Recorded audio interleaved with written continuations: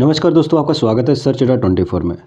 दोस्तों, आज हम बात करने वाले हैं रेलवे ग्रुप डी के अंदर जो बच्चे अप्रेंटिस कर चुके हैं उनका कैसे 30 नंबर पे सिलेक्शन होगा। हाँ जी, आपने सही यहाँ पर देखा है। जो बच्चे अप्रेंटिस कर चुके हैं उनका 30 नंबर पे कैसे ग्रुप डी के अंदर सिलेक्शन होगा। आप सभी ने अभी नोटिफिकेशन भी देखा होगा, एक जस्ट नोटिफिकेशन अभी फ़िलहाल में आया ग्रुप डी का, जिसमें 32,000 वैकेंसी बताई जा रही है। और अभी एक और आरआरसी की तरफ से वैकेंसी का अनाउंस हुआ है ग्रुप डी के अंदर, और उसके अंदर भी लगभग 6,000 प्लस वैकेंसी है।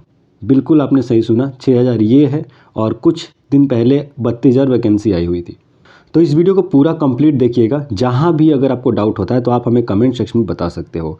दोस्तों, वीडियो स्टार्ट करने से पहले जो एससीआर की तरफ से वैकेंसी अनाउंस हुई है ग्रुप डी के अंदर, पहले उसका नोटिफिकेशन देख लेते हैं, उसके बाद हम कंप्लीट डिटेल में बात करने वाले हैं इस टॉपिक के ऊपर। तो वीडियो को मिस मत कीजिएगा। तो दोस्तों, ये नोटिफिकेशन है जो कि 19 तारीख में आया हुआ है सिकंदराबाद हेडक्वार्टर की तरफ से, और साउथ सेंट्रल रेलवे की तरफ से ये नोटिफिकेशन है। ठीक है, इस नोटिफिकेशन को अगर आप देखोगे तो यहाँ पर टोटल जो वैकेंसी है वो बताई गई है कि 6,823 वैकेंसी टोटल दी गई है। ठीक है, यहाँ पर आप देख सकते हो पोस्ट का नाम दिया गया है assistant SNT, workshop, bridge, CNW, loco shed electrical operations. मतलब जितनी भी ग्रुप डी के अंदर वैकेंसी होती है आईटीआई से रिलेटेड, सारी की सारी यहाँ पर वैकेंसी दी गई है। नोट कीजिएगा, यहाँ पर 10th वालों के लिए वैकेंसी यहाँ पर नहीं दी गई है। जितनी भी दी गई है वो सब आईटीआई लेवल पे दी गई है। अब मैं ऐसा क्यों कह रहा हूँ कि जितने भी अगर आप पोजीशन देखोगे ना, यानी पोस्ट देखोगे, सब टेक्निकल पोस्ट है। ठीक है, और 10th लेवल पे जितनी भी वैकेंसी आएंगी वो आएंगी, जैसे कि हो गया आपका वर्कशॉप के अंदर जो स्टोरेज कीपर होते हैं उनकी वैकेंसी हो गई, लैब असिस्टेंट हो गया, हॉस्पिटल अटेंडेंट हो गया। तो इस टाइप की जो वैकेंसी आती हैं वो 10th लेवल पे आती हैं। बाकी यहाँ पर जितने भी आप पोस्ट देख रहे हो ना, ये सारी की सारी पोस्ट आईटीआई लेवल पे है। ठीक है, आईटीआई लेवल पर जिन बच्चों ने आईटीआई किया हुआ है उनके लिए है ये वैकेंसी यहाँ पर। ठीक है, क्लियर है। अब हम बात करते हैं आगे क्या दिया हुआ नोटिफिकेशन के अंदर। तो जस्ट नीचे जाओगे ना तो नीचे और इसको थोड़ा सा डिवीज़न वाइज इन्होंने बांट दिया है सारी वैकेंसीज को। और यहाँ पर जस्ट नोटिफिकेशन के नीचे जाओगे ना तो यहाँ पर कुछ दिया गया है कि as well those reserve for SC ST OBC ex serviceman and CCA।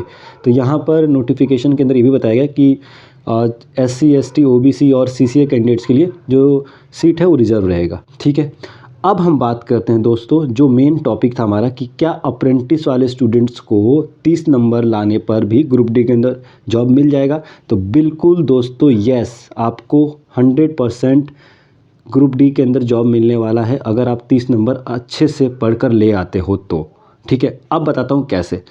तो देखिए, जिन बच्चों ने भी रेलवे से अप्रेंटिस किया होगा, अगर आपने रेल से अप्रेंटिस किया है यानी किसी भी डिवीज़न से, रेलवे के किसी भी डिवीज़न से, एनआर से हो गया या फिर एससीआर से हो गया, रेलवे के जितने भी जोन है ना, ऑल जोन, जहाँ से भी अगर आपने अप्रेंटिसशिप किया है तो आपको सिर्फ और सिर्फ 30 नंबर लाना है, और 30 नंबर लाते ही आपका सिलेक्शन हो जाएगा।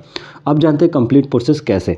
देखिए, ग्रुप डी का जो एग्ज़ाम होगा यानी CBT मोड पेपर होगा आपका। ठीक है, CBT मोड में क्या होता है, यूआर कैंडिडेट्स के लिए मिनिमम क्वालिफिकेशन मार्क्स जो होता है आपका होता है 40 नंबर। ठीक है, और OBC के लिए होता है कितना, 30 नंबर। ठीक है, ग्रुप डी का जो CBT पेपर होता है उसके अंदर यूआर का मिनिमम मार्क्स की बात कर रहा हूँ यहाँ पर, मैक्सिमम की बात नहीं कर रहा हूँ। कम से कम अगर आपका 40 नंबर CBT के अंदर आ जाता है, या फिर OBC से अगर आप बिलोंग करते हैं उसके अंदर अगर 30 नंबर आपका आ जाता है, उसके बाद क्या होगा, जो आप NCVT से NCVT का जो पेपर देते हैं अप्रेंटिस कंप्लीट होने के बाद, ठीक है, उसके बाद आपको एक सर्टिफिकेट मिलता है। ठीक है, जिसे हम CCA का जो सर्टिफिकेट बोलते हैं। इस सर्टिफिकेट के बेस पे जितना भी मार्क्स आपने स्कोर किया होगा ना अप्रेंटिस के अंदर, उसका 1/3 आपका इसके अंदर काउंट हो जाएगा। तो मान लीजिए आपका NCVT के अंदर 90 परसेंटाइल स्कोर बनता है। ठीक है, 90 परसेंटाइल बना है, और CBT के अंदर आपका 30 नंबर बनता है। तो क्या होगा, जो आपका 90 मार्क्स है ना, इसका 1/3 ले लिया जाएगा, यानी 90 का 1/3 कितना हो गया, आपका 30 नंबर हो गया। ठीक है, और जैसा कि मैंने आपको बताया कि CBT के अंदर आपको 30 नंबर लाना है, तो यहाँ पर 30 नंबर ये जुड़ जाएगा, तो दोनों जोड़ के जो आपका मार्क्स बनेगा वो बनेगा आपका 60। ठीक है, क्लियर हो गया। तो अब 60 अगर आ गया आपका, और CCA कैंडिडेट्स के लिए ऑलरेडी 20% सीट रिजर्व रहता है रेलवे के अंदर, तो 20% सीट रिजर्व हो गया। अब उसके अंदर जो कैंडिडेट होंगे बहुत लिमिटेड होंगे, बहुत कम होंगे, ठीक है। अब उन कैंडिडेट के अंदर आपका जो मेरिट डिसाइड होगा, ठीक है। देखिए फिर से एक बार क्लियर कर देते हैं। एनसीवीटी के अंदर आपका जो मार्क्स जितना भी आया होगा उसका हम 1/3 ले लेंगे, ठीक है।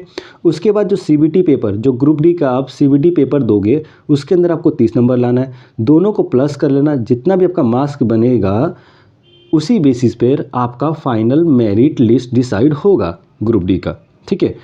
और यहाँ पर और एक और बात, सबसे बड़ी बात, यहाँ पर पीईटी आपका नहीं होगा, ठीक है।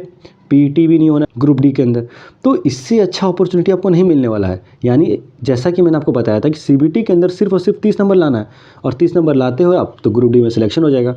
तो आपको कितना फ़ायदा होगा यहाँ पर? देखिए जो सीसीए बच्चे होते हैं, जो सीसीए कैंडिडेट हैं, यानी जो रेलवे से अप्रेंटिस किए हुए हैं, उनका पैट भी नहीं होना है, फिजिकल एफिशिएंसी टेस्ट भी नहीं देना है, और जो एनसीवीटी में मार्क्स लाते हैं उसमें से 1/3 काउंट भी हो जाएगा उसका। तो इस तरीके से आपको क्या करना है, सीबीटी के अंदर सिर्फ और सिर्फ 30 नंबर लाना है, और 30 नंबर लाते ही आपका ग्रुप डी के अंदर सिलेक्शन हो जाएगा। तो फाइनली दोस्तों आपको समझ में आ गया होगा सारी चीज़ें इस वीडियो से रिलेटेड, या फिर जो मैंने आपको बताया है किस तरीके से सीसीए जो कैंडिडेट्स हैं वो अपना मार्क्स कैलकुलेट करेंगे। तो आप लोग हमें कमेंट सेक्शन में ज़रूर बताइएगा, मैं उसके ऊपर ज़रूर रिप्लाई करूँगा। मिलते हैं आपको नेक्स्ट वीडियो में।